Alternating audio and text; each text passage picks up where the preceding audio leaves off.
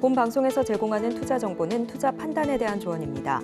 방송에서 제공하는 주식의 가치, 가격 상승 및 하락에 대해서는 방송사에서 보장하지 않습니다.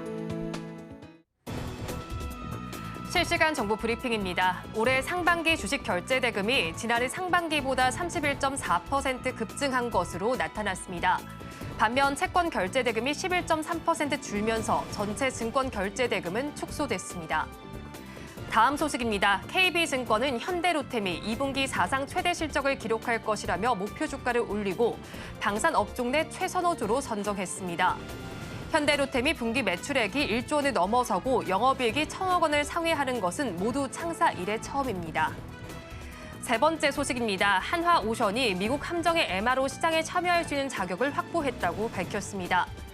한화오션은 오늘 미국 해군 보급체계 사령부와 함정 정비 협약을 체결하면서 미 해군의 다양한 함정 정비 사업에 참여할 수 있는 자격을 얻었습니다. 마지막 소식입니다. 양현석 총괄 프로듀서가 2NE1 프로젝트를 전격 발표했습니다.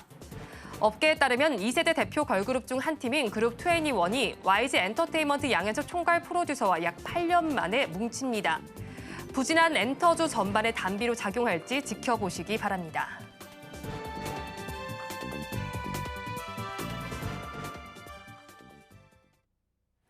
시청자 여러분 안녕하세요. 오늘을 돌아보고 내일을 준비하는 오늘장 내일장 2부 진행의 백설혜입니다. 장 마감까지 확실한 승부 전략과 내일장 주목할 섹터까지 제시해드리고 있습니다. 오늘도 저희 방송과 함께 하시면서 성공적인 투자 전략 가득 담아가 보시기 바랍니다. 저희 방송은 유튜브를 통해서도 보실 수 있습니다. 유튜브 검색창에 서울경제TV라고 검색하시면 저희 방송과 함께 하실 수 있으니까요. 많이 참여해 주시기 바랍니다. 그러면 오늘장 내일장 2부 본격적으로 시작합니다.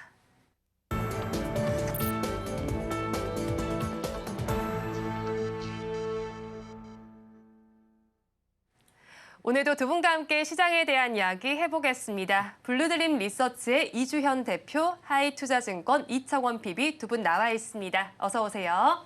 안녕하십니까. 네, 오늘 우리 양대 시장은 부진을 면치 못하고 있습니다. 이렇게까지 빠져도 되나 괜찮을 정도로 많이 빠지고 있는데 특히나 코스닥 시장이 부진하게 나타나고 있습니다. 그래도 조금씩은 반등하려는 기조가 나타나고 있는데 지금의 추세 PB님께서는 어떻게 보세요? 빠질 만큼 우선은 빠졌다라고 생각을 합니다. 개인적으로 지난주에 시장의 화두가 트럼프였죠. 트럼프가 될 가능성이 오히려 되게 높아졌다라고 하는 부분이었는데요. 이거를 다르게 생각을 하면 바이든이 진다라고 하는 부분입니다. 이 바이든이 진다라고 하는 것에 내포된 것은 기존의 미 정부가 영위하고 있던 많은 정책들의 변화가 나타나는 것을 의미하고 이러한 변화를 시장은 두려워했던 것 같습니다. 다행스럽게 오늘 아침부로 완전히 사퇴를 하겠다라고 하는 의견을 피력을 했고요. 아쉽게 오늘 시장은 밀린다 하더라도 우선은 대선 주자 자체가 교체가 되었기 때문에 무언가 모르게 희망은 조금 더 생겼다고 봅니다. 물론 트럼프의 당선 확률 자체가 크게 흔들린 건 아닙니다. 여전히 65% 정도.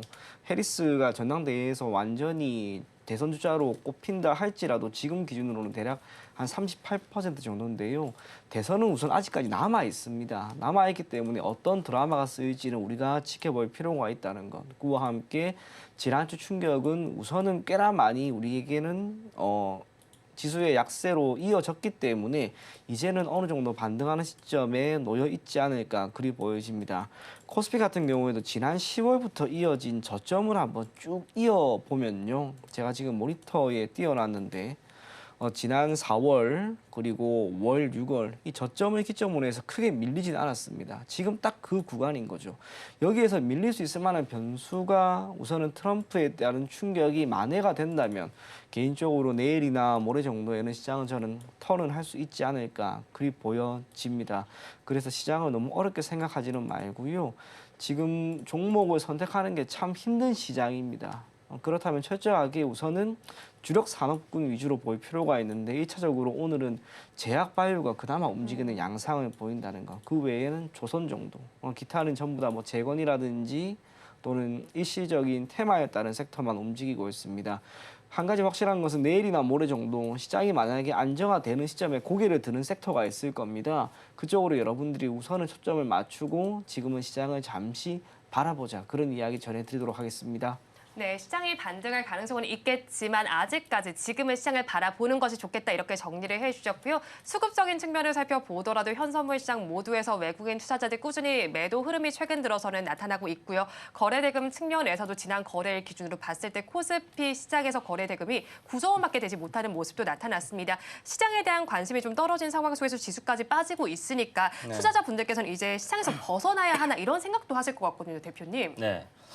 벗어나기엔 약간 타이밍 늦지 않았을까요? 좀 전에 이제 얘기하신 것처럼 뭐 하루 이틀 사이에 반등이 나올 수 있는 그런 구간으로 일단 접어들었다라고 봐야 될 것 같고요. 지금까지 이제 코스피가 작년 10월부터 상승 추세를 만들어 오면서 이제 중간중간에 보여줬던 하락폭을 보게 되면 1월 달에 대략 한 10% 정도, 9에서 한 10% 정도 빠졌고 이후에 한 8% 그리고 한 5% 그리고 요번에 이제 한 5% 정도 지금 빠져 있는 상황이거든요.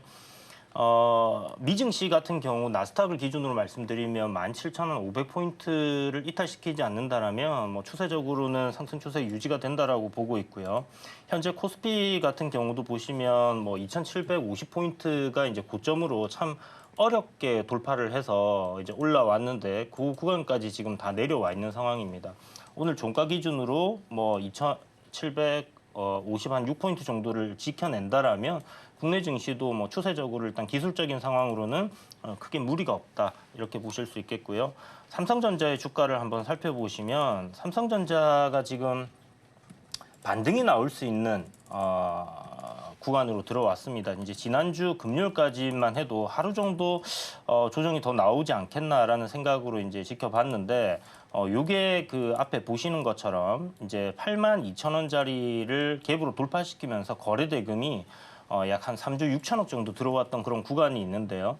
이러한 기준봉이 이제 쓴 시가와 저가가 굉장히 좀 강한 지지 저항 역할을 하는 그런 위치입니다. 그래서 현재 주가가 이런 구간까지 내려왔다라는 것은 뭐 반등 정도 나올 수 있는 일단 기술적으로 여기서 다시 한번 상승으로 고점을 갱신하고 간다라기보다는 그래도 일단 단기 낙폭에 따른 반등 정도는 나올 수 있는 그런 구간에 접어들었다라고 볼 수 있는 대목입니다. 다만 이제 여기서 생각해봐야 되는 부분들이 매크로 변수인데 결국은 이 시장이 싫어하는 거 불확실성이 이제 커졌다라는 부분이거든요.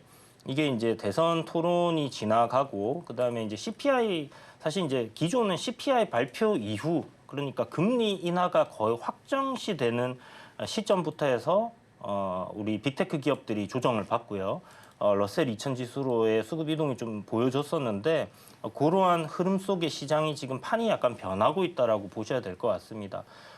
지금 뭐 나스닥 같은 경우는 저점 대비해서 상승률을 보면 거의 한 80%, 90% 가까이 이렇게 올라와 있는 상황이기 때문에 중간중간 조정을 받고 가는 것은 당연한 흐름이다라고 생각이 들고요.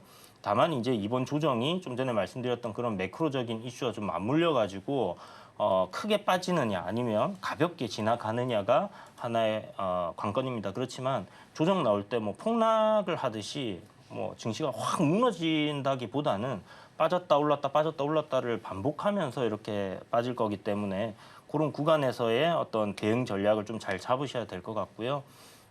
시장은 그동안 미증시도 많이 올랐고 글로벌 증시 많이 올랐습니다. 국내 증시가 좀 못 올라서 그렇지. 이유는 금리 인하에 대한 기대감이었잖아요. 그 기대감이 현실화된다라는 시점에서 재료 소멸로 이렇게 좀 받아들여지는 그런 부분들이 있고 만약에 이 조정이 저는 이제 단기적으로 갈 거라고 생각하지만 좀 길게 간다라고 했을 때는 결국 금리 인하하는 시점에 이미 금리 인하에 따른 어떤 조정에 대한 부분들을 반영을 했기 때문에 그때는 다시 시장이 또 상승하지 않겠나 이렇게 보고 있습니다. 그래서 지금 하락장인데 너무 두려워하지 마시고요. 어떤 매수의 또 조정은 하나의 기회장이라고 생각을 하시고 어떤 섹터, 어떤 종목들을 내가 이제 싸게 좀 담아갈 수 있는 그런 기회가 될 것인가 거기에 대해서 고민을 해봐야 되는 시점이다 이렇게 말씀드리겠습니다. 네, 시장이 많이 빠지고 있으니까 당부의 말씀을 전해주셨습니다. 오히려 저점 매수의 기회를 잡아보자라고 말씀해 주시면서 저희 방송 통해서 한번 여러 가지 섹터들 골라서 가보셔도 좋을 것 같고요. 일단은 LG 에너지 솔루션 이야기를 먼저 해볼게요.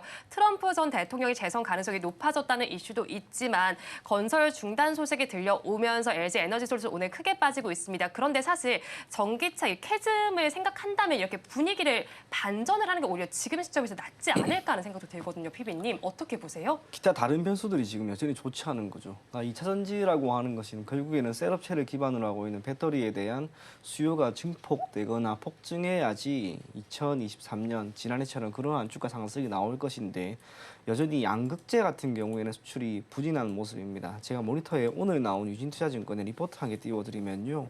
한국 양극재 수출 부진이 지속되고 있다고 하는 측면인데요. 우선은 수출 단가 같은 경우에도 지난해 4월을 기점으로 해서 완전히 꺾이고요. 수출되는 중량 또한 지난해 7월을 고점으로 형성을 하고 있습니다. 우리가 2차 전지 관련된 기업들의 주가 흐름 거의 다 지난해 7월이 고점이었죠. 그때부터 지금 밀리고 있는 거죠. 그러면 이러한 양상이 나오는 가운데 전기차 자체의 판매는 크게 개선이 되었는가라고 물어본다면 2022년부터 시작을 해서 올해 약 전망치입니다. 미국이나 캐나다 같은 경우에는 크게 증가합니다. 특히 캐나다 같은 경우에는 대략 2배 정도 증가했고요. 중국과 일본도 40% 정도 증가합니다. 평균적으로 최근 2년 동안 약 전기차 판매는 40% 정도 증가하는 것으로 보여집니다만 유럽을 한번 보시면 유럽은 10%도 증가하지 않았습니다. 유럽 같은 경우가 전기차 시장이 사실상 처음으로 개발을 하고 여기에서 양극재 수출이 원활하게 이루어지면서 전기차 판매에 따른 수익성이 개선이 되어야 하는데 이게 우선은 잘 안 되고 있는 거죠. 미국 같은 경우에도 지금은 순수 전기차보다는 하이브리드 쪽으로 조금 더 영향력이 커지고 있습니다. 그렇다면 2차 전지 관련된 기업들의 이러한 수출이라고 하는 측면에서 본다면 역시나 환경 자체는 좋지 않다는 거.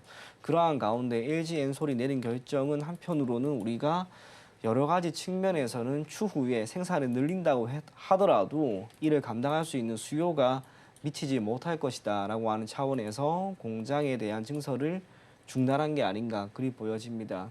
또 하나 이러한 여건이 조금 더 장기화될 것인가 라고 묻는다면 저는 그것 또한 그리 될 거라고 봅니다. 연초부터 계속해서 이야기가 나왔던 게 2차 전지 소재가 되든 또는 셀업체가 되든 지난해부터 시작을 해서 이제 이 전기차 업체에 대한 협상력, 이 우위력 자체가 크게 감소해버린 거죠. 얼마 전에도 저도 기업은 기억이 안 납니다만 대규모 이 수주 자체가 취소가 되었던 거죠. 이러한 일들이 앞으로 더 나올 수가 있습니다. 그러한 상황에서 이제 2분기 실적 발표 시즌인데요. LNF를 기반으로 하고 있는 뭐 에코프로도 그렇고 지금 자금 조달이 어렵습니다. 쉽지 않습니다. 실적이 특정 분기만에 과연 턴을 할 것인가 쉽지 않을 겁니다. 그 모든 걸 감안한다면 단순하게 2차 전지 관련된 기업들을 LG 엔솔도 마찬가지고요. 주가가 많이 밀렸으니까 이제는 접근해도 괜찮지 않을까라고 하는 것은 꽤나 위험한 전략이 될 겁니다. 최근 몇 달 동안 계속 그런 일들이 있었습니다. 2차 전지 쪽은 주가가 많이 빠지면은 야 이젠 저점이니까 들어가도 괜찮지 않을까.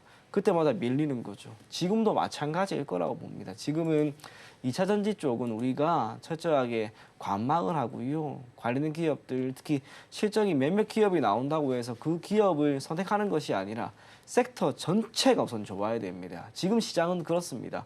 섹터가 좋으면 실적이 조금 안 나오는 기업이라 하더라도 올라가 버리는 거죠. 마찬가지입니다.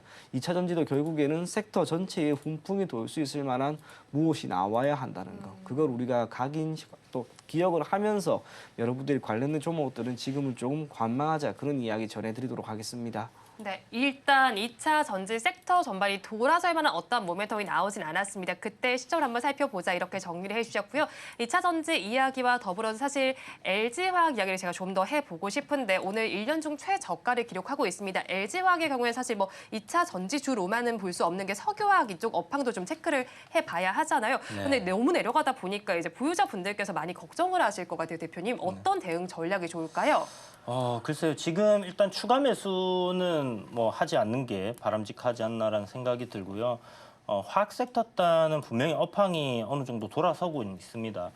실질적으로 1분기 실적 나왔을 때 어닝 서프라이즈가 가장 많이 나온 곳도 그쪽이었고 왜냐하면 뭐 기존의 가이던스 자체가 워낙에 낮게 안 좋게 잡혀 있었던 부분이었기 때문에 그러한 흐름들이 나왔는데 요번에 이제 중국에서의 어떤 그 성장 관련된 이야기들 이런 것들이 지금 상당히 좋지 않다 보니까 이런 현상들 이어진다라고 봐야 될 것 같고요.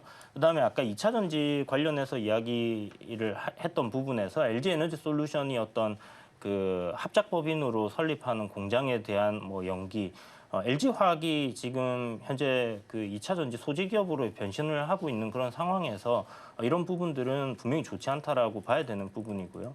화학 섹터가 좋아서 LG화학이 LG에너지 솔루션을 분사한 이후에 올라갔던 적은 없었습니다. 결국 2차 전지 상승과 함께 계속해서 주가가 움직이고 있기 때문에 화학 쪽의 업황이 개선되고 있다라는 부분들은 긍정적인 요인이지만 2차 전지 섹터 아직은 뭔가 지금 시장에서 주목을 받을 만한 그런 모멘텀은 없다라는 부분을 생각한다라면 일단은 떨어지고 있는 칼날 전저점을 이탈했다라는 관점에서는 지금 과감하게 저점이다라고 투자하기보다는 일단 월봉상 어떤 반등이 나올 수 있는 구간이기는 하지만 이런 구간에서 방향을 다시 상승으로 전환시키는 거 확인하고 우리가 접근하더라도 늦지 않을 것 같다. 이렇게 볼 수 있을 것 같습니다. 네, LG화학 계속해서 우하향 기조를 그리고 있습니다. 그런 만큼 반등 기조가 확인된 이후에 저희가 전략을 다시 짜보자 이렇게 정리를 해주셨습니다. 이어서는 종가 베팅할 섹터로 넘어가 보겠습니다. 오늘 두 분이 가지고 있는 섹터가 이제 트럼프라는 단어로 하나로 좀 요약을 해볼 수가 있겠습니다. 이제 PB님의 섹터를 먼저 열어볼까 하는데요. 가상자산과 관련된 쪽입니다. 이제 트럼프 쪽 하면 이제 가상자산, 가상만 먼저 떠올릴 수 있는 섹터이기도 한 것 같아요. 네, 그러한 관점에서 역시나 접근을 해야 할 것 같고요. 모든 걸 배제하고 시장이 지금 꽤나 많이 안 좋기 때문에 우선은 트럼프와 연관이 되는 쪽으로 눈을 조금은 돌릴 필요가 있다. 그런 생각이 들었습니다. 트럼프가 당선이 될 기대감이 지금 커져가면서 지난주부터 비트코인 가격이 정말 가파르게 올라가고 있습니다. 이러다가 이번 주 안에 1억이라고 하는 수치를 다시 한 번 더 돌파하지 않을까라고 하는 전망이 나오고 있는데요. 그 모든 것에 대한 기저에는 트럼프의 이 경제에 대한 한편으로 가지고 있는 그런 생각인 것 같습니다. 시장 친화적이죠. 그리고 자유를 중요하게 생각을 합니다. 가상화폐와 가상자산이라고 하는 그 모든 것에 대한 제재를 가하기보다는 조금 더 화폐라고 하는 것이 가질 수 있는 특징, 거기에 부합하게끔 정책을 펼치지 않을까 그리 보여집니다. 대략 3일 정도 전에도 이 가상화폐를 기반으로 한 거래가 일반적으로 될 수 있게끔 하겠다라고 하는 이야기가 나왔습니다. 그렇다면 그 출발은 당연히 비트코인이 될 겁니다. 테슬라의 머스크 같은 경우에도 예전에 대략 한 3년 정도 전에도 그랬죠. 그 비트코인을 기반으로 해서 차를 구매할 수 있게끔 하겠다라고 했는데 이게 결국 비트코인이라고 하는 것 그리고 가상화폐라고 하는 것은 넓게 보면 화폐로서의 기능은 모두 다 가지고 있으나 미 정부가 인정을 해주지 않았기 때문에 지금은 그 기로 어딘가에 있다고 봅니다. 그럼 트럼프가 만약에 된다고 한다면 조금 더 화폐의 영역으로 이걸 땡겨올 겁니다. 그러다가 갑작스럽게 화폐로 인정을 하겠습니다라고 발표를 하게 되면은 그때는 더 크게 올라가게 되는 거죠. 결국 트럼프가 된다는 가정 아래 가상화폐는 조금 더 화폐로서의 역할을 할 수 있다는 것, 정부 차원에서 인정을 받을 수 있다는 그 기대감이 묻어 있습니다. 그렇다면 관련된 기업들을 우리가 보는 것도 괜찮을 것 같고요. 그게 어렵다면 사실 비트코인에 대한 직접적인 투자를 하는 것도 저는 괜찮지 않을까 그리 보여집니다. 그러한 관점에서 우리 기술 투자라고 하는 종목을 한번 보셨으면 좋겠는데요. 동사는 그 업비트에 대한 지분을 가지고 있는 두나무입니다. 동사 같은 경우에는 이 두나무에 대한 지분을 가지고 있다 보니까 예전부터 비트코인 관련주로 많이 엮여 있습니다. 주가 흐름은 다른 건 모두 배제하고 비트코인 여기에 의해서 결정되는 경향이 강합니다. 주가 흐름 한번 보시게 되면요. 지난주부터 시작을 해서 한번 딱 세웁니다. 7월 15일. 이때부터 주가가 한 차례 크게 튀고 나서 지금은 한 저점 대비 얼마 전에 저점 대비 대략 한 15% 정도 올라가 있는데요. 여기서 지금 크게 흔들리지는 우선은 않는 거죠. 크게 악재로 작용할 만한 변수는 눈에 보이지는 않습니다. 며칠 안에 비트코인이 1억 원을 돌파했다라고 하면은 결국에는 다시 한 번 더 올라갈 수 있을 만한 그런 기술적인 자리에 있다는 것.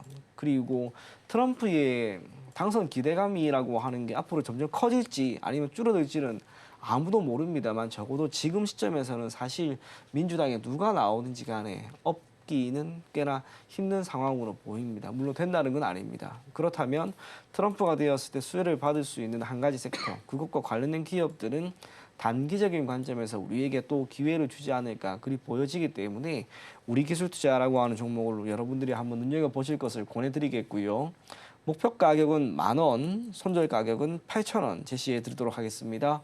네, 우리 기술 투자 종가 베팅을 첫 번째 종목으로 알아봤습니다. 이어서 대표님께서 가지고 있는 섹터를 알아볼까 하는데요. 트럼프 트레이딩으로 인해서 우크라이나 재건 이쪽도 계속 부각이 되고 있습니다. 관련된 네. 이슈 하나씩 체크해 볼까요?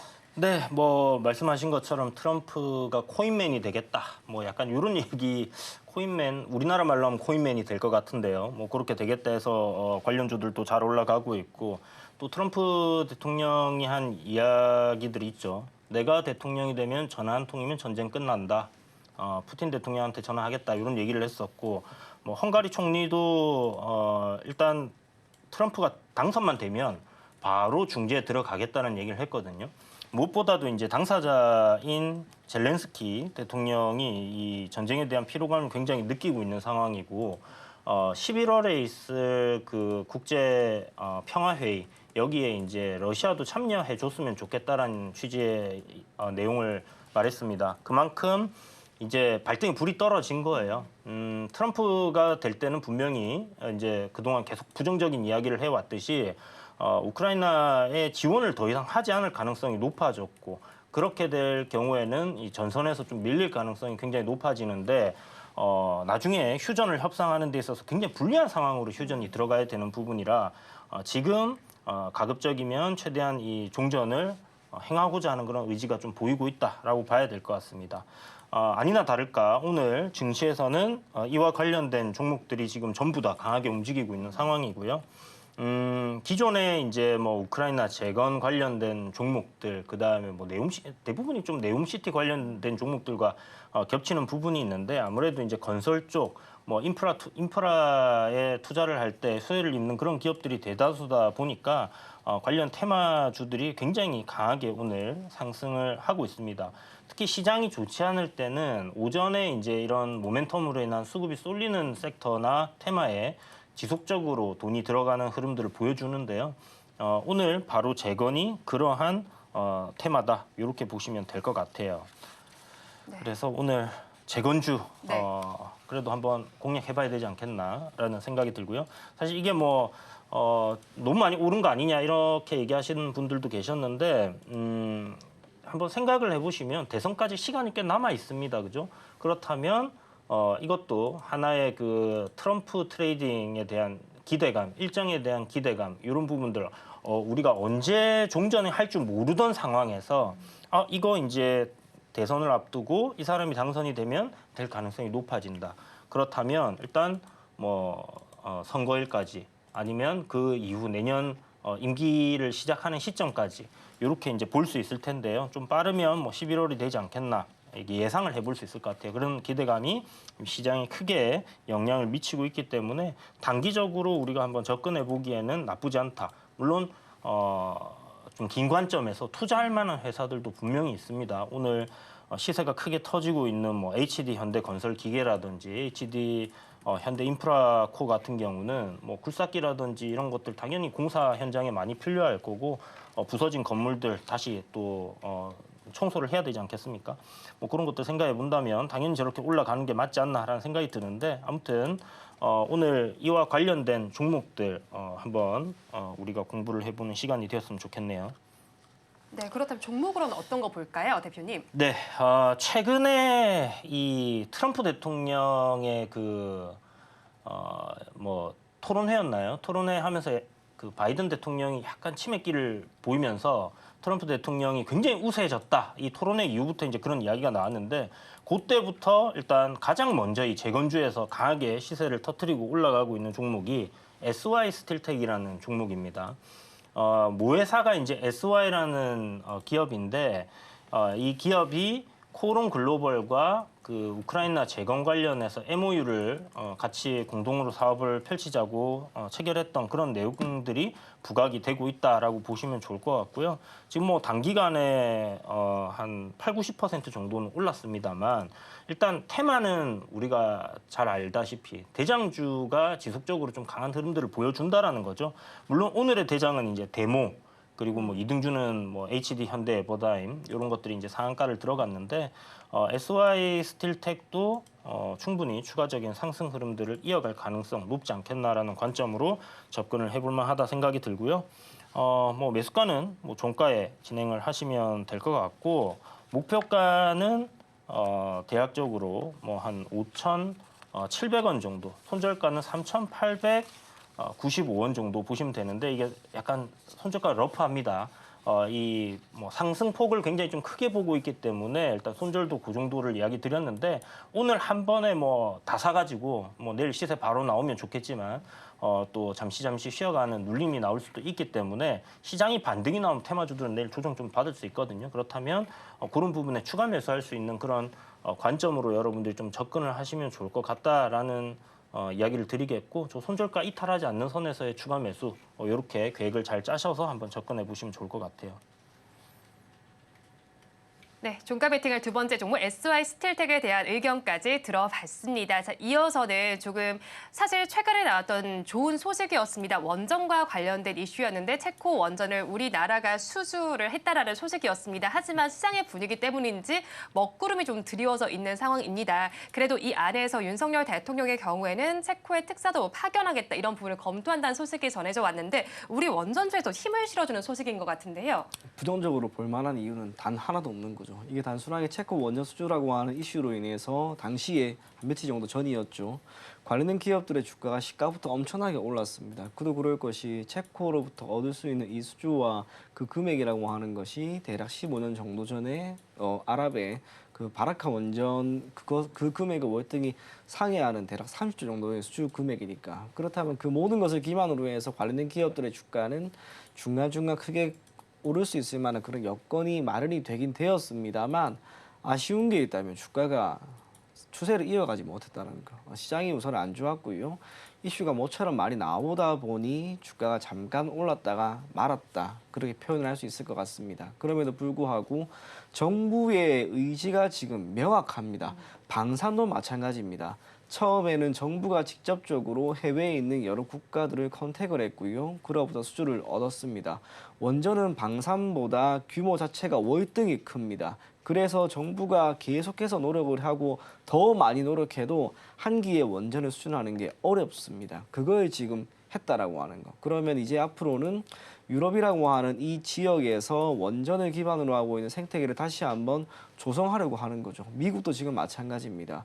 기존에는 탈원전이다라고 하는 이야기가 있었지만은 이게 2020년, 21년부터는 그 기조가 바뀌고요. 그러한 가운데 우리나라에 있는 많은 기업들이 사실상 단가의 측면에서 가격 경쟁력이 있다 보니까 이번에 유럽에서도 이를 선택을 받은 게 아닌가 그리 보여집니다. 추후 뭐 루마니아를 기반으로 하고 있는 또 동유럽 쪽에서 원전과 관련된 이야기가 다시 한번 나올 수 있다라고 하는 그런 이야기가 있는데요.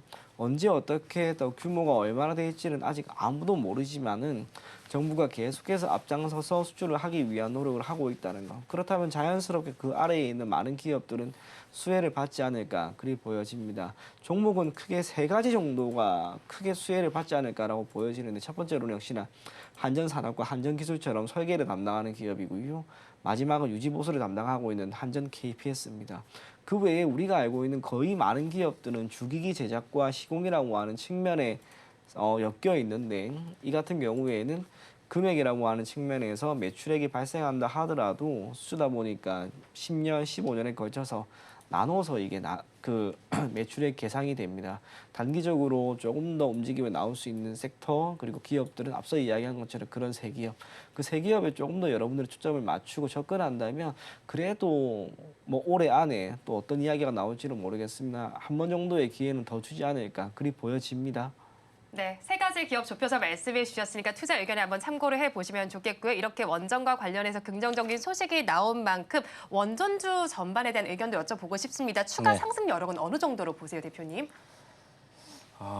글쎄요. 이게 사실 조금 애매한 부분이, 좀 전에 이제 이야기하셨던 한전 기술이라든지 실질적인 이제 수혜를 입는 기업들 같은 경우는 뭐 조금 긴 관점으로 봤을 때 아직 뭐 루마니아라든지 뭐 다른 국가들의 또 원전을 수주할 수 있는 이슈들이 분명히 있기 때문에 괜찮을 수 있는데, 요게 그 일정이 일단 체코 원전의 그 우선 협상 대상자에 선정될 수 있는 그런 일정이 잡혀 있다 보니까 그게 이제 발표가 나면서 단기적으로 갭 상승을 크게 했던 부분, 그 이후에 한 이틀간 지금 빠졌던 거에 대한 반발 매수세 낙폭과대에 따른 기술적 반등 정도로 지금은 봐야 될 것 같고요.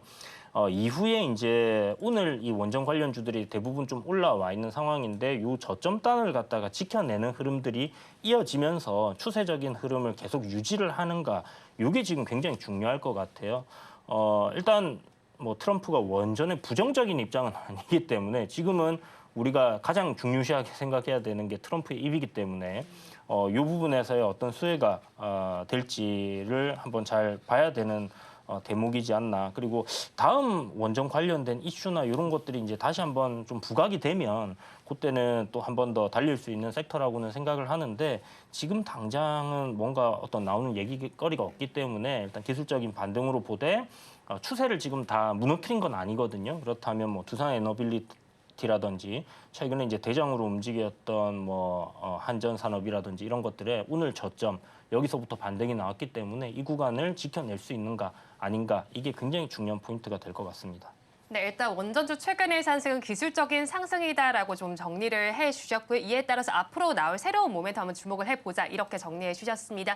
이어서 게임주 이야기로 넘어가 보겠습니다. 모든 종목이 오르진 않지만 이슈가 나와 있는 종목 한번 체크해 볼게요. 펄어비스를 좀 보겠습니다. 펄어비스 강보합권 정도에 위치를 하고 있고요. 텐센트와 함께 중국 게임쇼인 차이나조이의 검은 사막을 출품한다는 소식이 전해져 오고 있습니다. 이 소식이 전해졌지만 주가가 크게 반응하는 것 같지는 않아요, 피비님. 네, 오늘 좋은 이슈가 사실상 있다 하더라도 시장이 오늘은 다 누르고 있습니다. 그러다 보니까 펄어비스라고 해서 주가가 크게 오르기는 힘들다라고 할 수가 있는데요.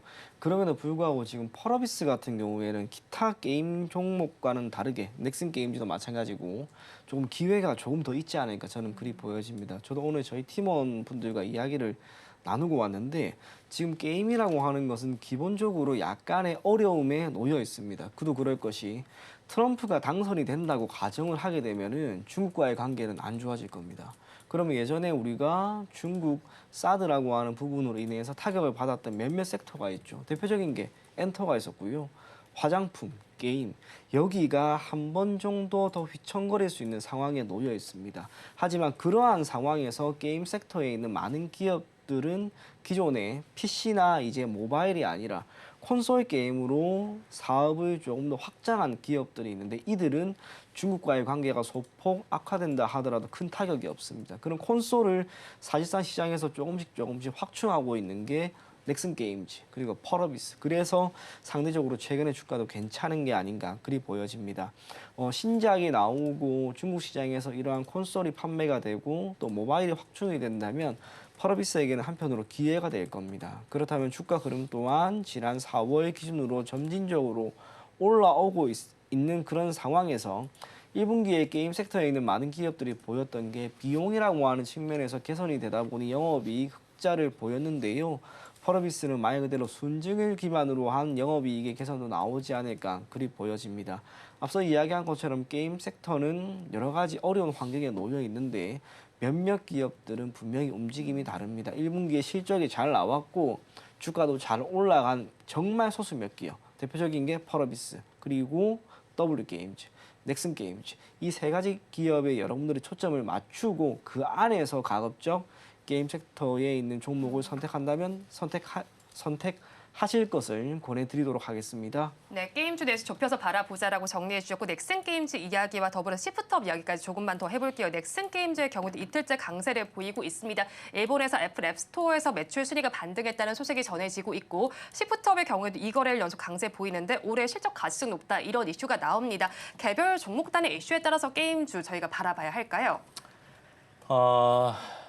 제 생각에는 일단 뭐 올해 이제 게임주들 계속 뭐 연초에 워낙 안 움직였었기 때문에 많이 물어보셨는데 저는 이제 게임 섹터들은 올해 잡혀 있는 신작들 그리고 이제 이런 것들 때문에 그 가이던스 자체가 흑자로 전환되는 기업들이 상당히 많이 있습니다. 좀 전에 이제 얘기해 주셨던 것 중에서 그 미중 간의 갈등에 따른 부분들에서 하나의 아이디어를 찾아보자라면 미국이 중국을 때리면 때릴수록요, 중국은 다른 국가들에게 조금 더 잘해주려고 할 거예요. 아무래도 동맹국들 조금 더 친하게 지낼 수 있는 그런 나라들을 끌어들여야 되는 입장에서 우리나라가 기존에 이제 미국과 좀 척을 지는 그런 상황에서 중국과 친하게 지낼 때 중국은 우리나라를 약간 알로 보는 그런 형태의 외교를 펴왔었거든요. 그런데 현재 미국과 더 친하게 지내는 그런 스탠스를 취하니까 한국의 그동안에 막아놨던 어떤 판호라든지 이런 것들 그리고 드라마라든지 이런 부분들도 지금 풀어주는 형태로 가고 있습니다. 그래서 외교적으로 이제 뭐 여기서는 얘기를 하기에 좀 그렇지만 어쨌든 국내 기업이 이렇게 미중 간의 갈등에서 얻을 수 있는 것들이 분명히 생긴단 말이죠. 네. 그런 쪽에 하나가 저는 게임 섹터가 될 가능성 좀 높다라고 생각이 들고요. 기업들이 하반기에 발표하는 새로운 신작들에 굉장히 좀 주목을 해봐야 된다라고 생각을 하고 있고, 십톱 같은 경우도 이제 뭐 스팀이라든지 이런 부분에서의 굉장히 그 유저 수를 많이 확보를 하고 있기 때문에 중국 판호뿐만이 아니라 이제 글로벌적인 어떤 경쟁력을 가지고 있는가, 거기에 따른 어떤 그 사용자 수, 그 다음에 실적 이런 것들 앱스토어에서 우리 요새는 매출이나 바로바로 확인이 가능하지 않습니까? 이런 것들이 확인을 하고 주가가 상승하는 경향들이 있기 때문에 그런 관점으로 일단 보시고 접근을 하는 게 필요하겠다, 이렇게 말씀드릴게요. 네, 미중 갈등에 따라서 게임주도 바라보시고 신장 모멘텀까지 체크를 해보자, 이런 의견 제시해 주셨습니다. 이어서 마감 동시효과 구간 우리 시장 어떤 분위기 보이고 있는지 양대 시장의 분위기 체크해 보겠습니다. 오늘 양대 시장에서는 낙폭이 과대하게 나타났습니다. 코스피 시장 그래도 장 마감을 앞두고 조금 힘을 내려는 모습이 나타나는데 그래도 1%대 약세 흐름입니다. 2,763선에 마감을 할 준비해주고 있고요. 다음으로 코스닥 시장으로 넘어가서도 살펴보겠습니다. 코스닥 시장의 낙폭은 더 크게 나타나고 있습니다. 2.35% 내림세가 나타나고 있고요. 800선 간신히 지키면서 마감할 것으로 예상이 되고 있습니다. 마감 동시효과 구간에 진입을 해서도 큰 변동성은 나타나지 않고 있습니다. 수급 상황 이어서 살펴보겠습니다. 코스피 시장 먼저 살펴보겠습니다. 오늘 코스피 시장에서는 기관과 개인이 쌍끌이 매수를 해주고 있고요. 외국인 투자자들은 홀로 팔고 있습니다. 기관은 187억 원, 개는 1,174억 원을 사들이고 있고요. 반면에 외국인 투자자들 1,000억 원 넘게 덜어내면서 오늘까지 4거래일 연속 매도세 보여줍니다. 코스닥 시장으로 넘어가서 살펴보겠습니다. 코스닥 시장에서도 같은 수급 양상이 나타나고 있습니다. 지금 외국인과 기관의 동반 매도세가 나타나고 있고요. 개인 투자자들 홀로 사고 있습니다. 외국인 투자자의 경우엔 1,000억 원 넘게, 기관은 800억 원 넘게 팔아내고 있습니다. 개인 투자자만이 홀로 2,000억 원 넘게 사들이고 있습니다. 오늘 마감 동시효과 구간 분위기 PB님은 어떻게 보셨어요? 전반적으로 우리가 방송을 할 때와 대비해서 크게 달라진 건 없습니다. 다만 오늘 코스피 같은 경우에는 저점 대비 15포인트 정도 우선 올라갔고요. 삼성전자 같은 경우에는 낙폭을 조금 줄이는 가운데 내심 내일 시장 그래도 반등이 나오지 않을까라고 하는 그런 기대감은 우선은 있습니다. 선물시장 같은 경우에도 외국인들이 장중에 대략 8천억 원 이상을 매도했는데 현재 기준으로는 4천억 정도 매도세를 보입니다. 장중에 4천억 정도의 매수세가 들어왔다는 것은 우선은 결코 적은 물량은 아닙니다. 그래서 내심 내일 우리가 시장의 반등을 한번 기대해 보도록 하고요.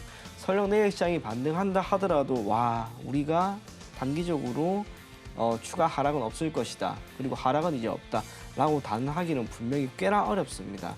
적어도 지금 지수대 2,800포인트를 기점으로 해서 플러스 마이너스 한 2% 정도 등락을 보이다가 지난 7월 11일 기록했던 2,896포인트를 넘고 2,900포인트를 넘는 시점이 오면 지난번에도 이야기 드렸던 것처럼 결국 3,000포인트까지 가는 그런 장이 저는 펼쳐질 거라고 봅니다. 대외, 대내 많은 부분이 어렵습니다. 그럼에도 불구하고 시장은 결국에는 나아질 것이다라고 하는 것을 우리가 인지를 하면서 시장은 조금 긴 호흡으로 접근하자, 그런 이야기까지 전해드리도록 하겠습니다. 네, 시장에 대해서는 조금 더 긴 호흡으로 바라보시면 좋겠습니다. 양대 시장 모두에서는 1에서 2%대 약세 흐름이 나타나고 있고요. 외국인 투자자의 경우는 현선물 모두에서 매도 양상을 펼쳐주고 있습니다. 그나마 조금 다행인 점은 하락하는 종목 수가 장중보다는 조금 적어졌다는 점입니다. 마감 동시효과 구간 함께 하셨습니다.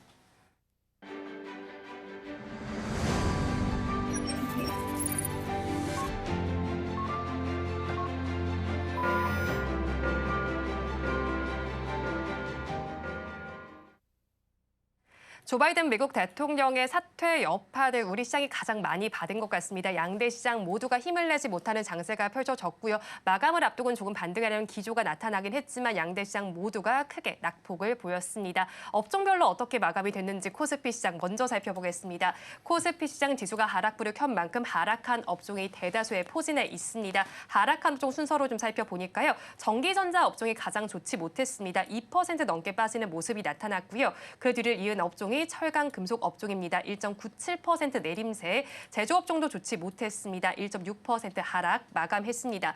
코스닥 시장으로 넘어가서 살펴보겠습니다. 코스닥 시장에서는 빨간불이 들어온 업종이 단 한 업종도 없습니다. 모두 하락불을 켜고 있는 상태인데요. 일반 전기전자 업종이 그중에서는 가장 좋지 못했습니다. 3.87% 내림세가 나타났고요. 그 뒤를 이은 업종이 기계 장비 업종으로 3.5%대, 금융 업종에서도 3%대 하락률이 나타났습니다. 오늘 시장 굉장히 부진했습니다. 대표님께서는 마감 상황 어떻게 체크해 보셨습니까? 마지막에 한 180억 정도 한 30분 남겨놓고 외국인들이 하락 매도폭을 좀 줄이는 그런 흐름을 보여줬는데요. 일단 우리 방송 시작할 때 2부 시작할 때와 크게 달라진 건 없는 것 같아요. 일단 삼성전자의 기술적 위치 그리고 코스피의 기술적 위치가 반등이 나올 만한 구간에 있다라는 것만 생각해 두시면 좋을 것 같고요. 내일 반등이 나오더라도 지수가 5일선 위로 돌파가 나오거나 거기에 안착하는 흐름들이 나오기는 조금 어렵지 않겠나라는 생각이 듭니다. 그렇다면 만약 보유하신 종목들 내에서 어떤 추세가 좀 무너져 있거나 뭔가 약손실권에 들어가 있는 종목들 내에서 만약 수익권으로 들어간다든지 손실폭을 좀 줄일 수 있는 상황에서 현금이 전혀 없으신 분들은 리스크 관리 차원에서의 현금 비중을 좀 늘리는 날로 이렇게 좀 잡으셔서 보시면 좋을 것 같아요. 네, 코스피 지수 기준으로 봐도 오늘 장중에 60일선까지 한 터치하는 모습이 나타나다 보니까 투자자분들 많이 불안해하실 것 같기도 하고요. 이제 오늘 장에서 그래도 상승하는 쪽을 좀 살펴보니까 시가총액 상위 종목들 따라서 저는 이제 은행주 쪽에서의 상승이 조금 눈에 띄더라고요. 이유를 좀 살펴보니까 미국의 주요 은행들 실적 발표했는데 서프라이즈를 기록했습니다. 이에 따라서 우리 시장도 좀 영향을 받는 것 같아요, 피비님. 섹터가 조금 개선될 만한 여지가 지금 있는 거죠. 그도 그럴 것이 지금의 은행주라고 하는 것은 우선은 금리 인하 기조가 사실상 이루어지게 되었을 때는 이자 부분이라고 하는 측면에서는 수익성이 소폭 감소될 가능성이 있는데 은행들이 이를 기반으로 해서 선제적으로 무엇을 할 거냐면 대출 규모 자체를 늘릴 겁니다. 그래서 이익을 우선은 보존하지 않을까 그리 보여지고 또 밸류업 프로그램이라고 하는 것은 결국에는 시간을 두고 계속해서 은행, 증권, 보험 그들에게 영향을 미칠 수 있는 긍정적인 변수로 작용을 한다라고 평가가 나오고 있습니다. 주가의 상승을 조금 더 견인할 수 있다라고 보여지고요. 또 재미난 게 미국의 은행들과 우리나라에 있는 은행들이 상관계수가 높다고 합니다. 진짜 그런가 싶어가지고 오늘 오전에 저도 다행히 이 리포트를 하나 읽었는데요. 네. 지금 모니터 하나 띄워놨거든요. 최근에 특히 7월 들어서 미국의 지방은행들 주가가 이렇게 가파르게 올라갑니다. 이 시기에 있었던 게 뭐냐? 딱 두 가지밖에 없습니다. 첫째로는 금리 인하에 대한 기대감이 커졌다는 거고요. 또 하나는 트럼프였습니다. 트럼프 대통령이 될 가능성이 높아졌다라고 하는 시점에 맞추어서 시장이 특히 미국 증시 같은 경우 반응을 했던 섹터가 있는데 딱 네 가지입니다. 하나가 건설이고요. 또 하나가 금융, 또 하나가 유틸리티, 마지막이 필수 소비재. 건설 쪽도 지금 괜찮은 거죠. 이 모든 것들은 결국에는 금리라고 하는 변수가 나아지는 것, 자금 조달을 함에 있어서의 어려움이 상당 부분 해소되기 때문에 은행과 건설이라고 하는 이 두 가지 섹터가 우선 오른 것이다라고 보여집니다. 그러면 이제 우리나라는 다를 것인가? 크게 다르지 않을 것 같습니다. 금리가 소폭 인하가 되는 가운데 대략 한 1개월 정도는 된 것 같습니다. 부동산이 조금씩 괜찮아지고 있습니다. 특히 수도권 서울을 기반으로 하고 있는 많은 아파트들의 전세가 조금 더 올라가고요. 지가 같은 경우에도 소폭 오름세를 보이고 있습니다. 저도 운이 좋게 부동산이 하나 있다 보니까 자주 체크할 수밖에 없는데 집값이 진짜 개선되는 게 보입니다. 그러한 가운데 은행 같은 경우에는 금리 인하에 따라 추후 대출이 조금 더 늘어날 것이다라고 하는 게 결국에는 이자 부분에 있어서의 수익을 충분히 충당할 수 있지 않을까 그리 보여지고요. 건설도 마찬가지입니다. 기존의 건설에 대해서 사실 좋게 전혀 안 봤습니다. PF의 측면도 있고 부동산 경기라고 하는 것이 쉽게 나아지는 것은 아니기 때문에 하지만 그게 어느 정도 이제는 해소가 된다면 우리가 은행뿐만이 아니라 건설도 특히 실적이 개선이 되면서 기존의 비용의 측면, 이 대성충당금이 크게 감소되고 있는 그런 건설사 같은 경우에는 눈여겨볼 필요가 있는 거죠. 최근에 GS건설이라든지 대우건설, 물론 이슈가 있긴 있었습니다만 주가 흐름이 결코 나쁘진 않았습니다. 그런 면에서 은행주의 실적이 23일부터 이제 KB를 기반으로 해서 나올 건데요.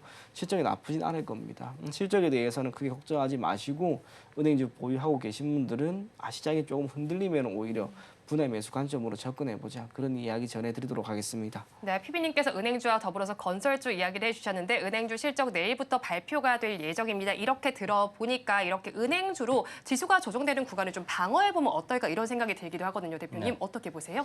뭐 괜찮은 방법일 수 있다라는 생각이 들고 일단 추세적으로 밸류 프로그램 이후에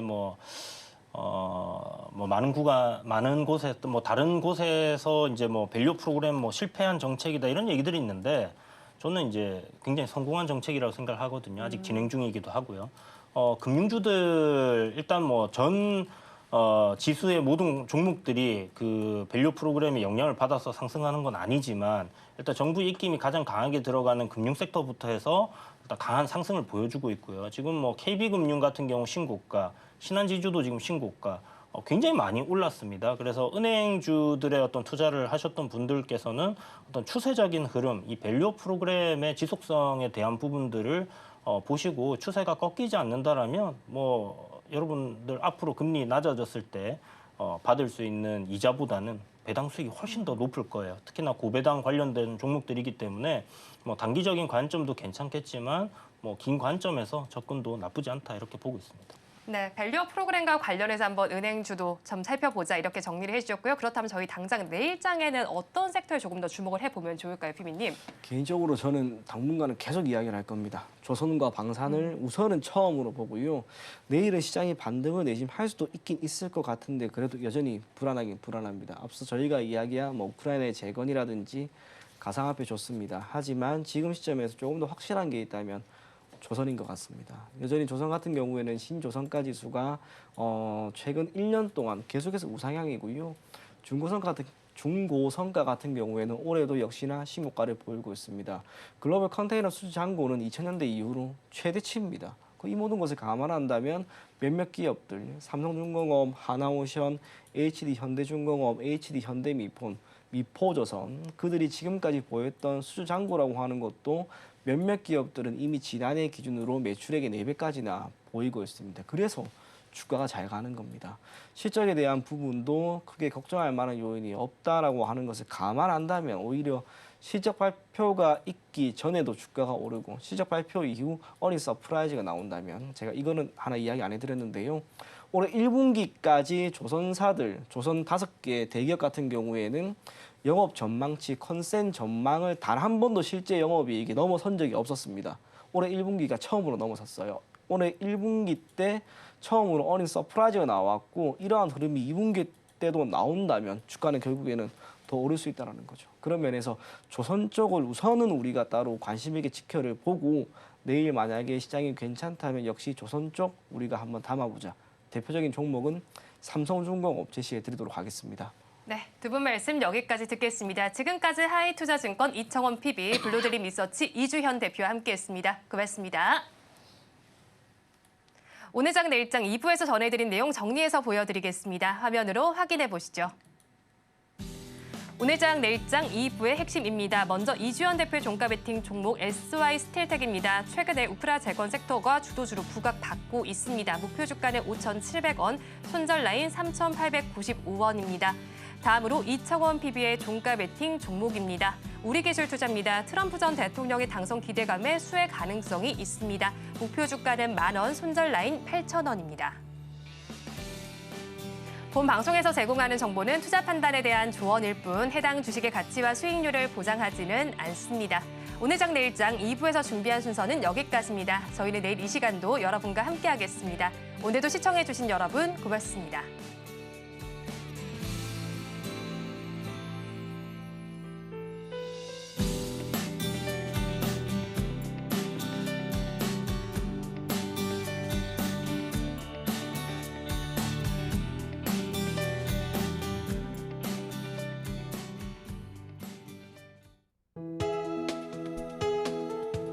본 방송에서 제공하는 투자 정보는 투자 판단에 대한 조언입니다. 방송에서 제공하는 주식의 가치, 가격 상승 및 하락에 대해서는 방송사에서 보장하지 않습니다.